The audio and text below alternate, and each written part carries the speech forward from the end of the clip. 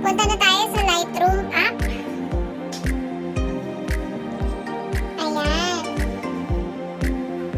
So, full credits po kay Miss Ramirez for these photos from her Instagram. So, we will just pick a photo here. There. So, pinunin natin yung ellipsis dito sa taas. And we will make a preset. So, pangalanan natin na vintage filter preset. There.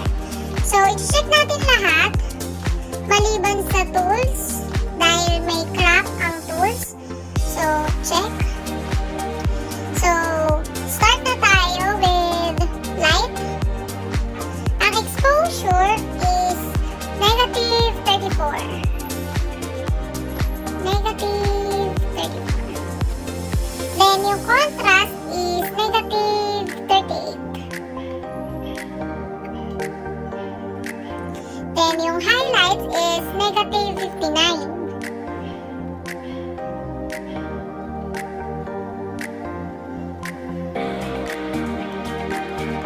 Then, yung shadows is negative 55.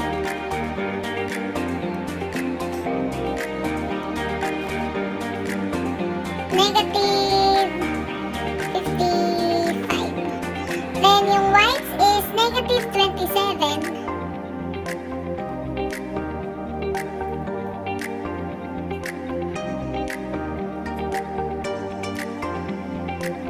Then, yung blacks is positive 19.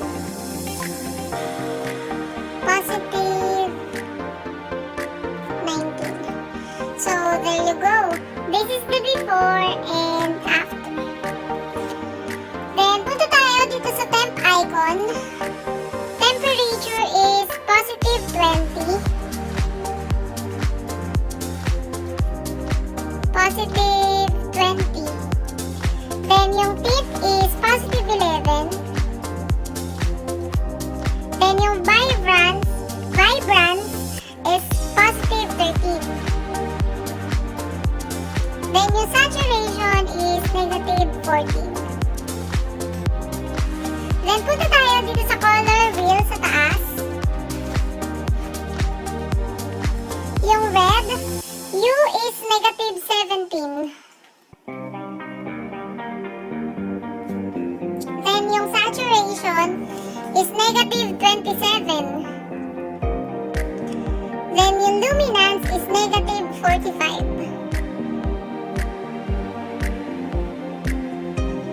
Then, orange, hue is positive 3. Then, yung saturation is positive 18. Then, yung luminance is negative 20. Then, yellow, hue is negative 16. Saturation is negative 29. Luminance is positive 7. Green, hue is positive 15. Positive 15. Then saturation, negative 52. Negative 52.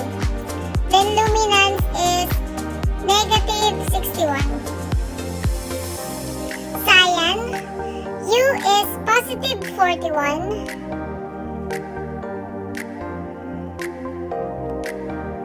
Positive 41.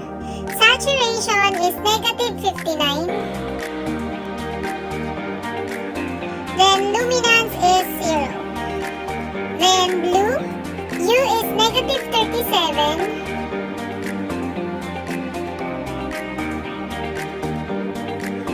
Then saturation is negative 61. Negative 61. Then luminance is positive 64. There. Then violet, U is 15. Then saturation is 22. Then luminance is 0. Then magenta, U is 38.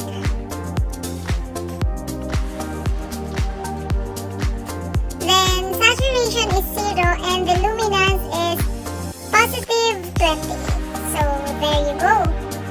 Let's go with the clarity. Clarity is positive 13. The haze is positive 11. Positive 11. Then vignette is positive 9. So there you go. So this is the before and after. So we will just copy the settings we just made and paste it to the photos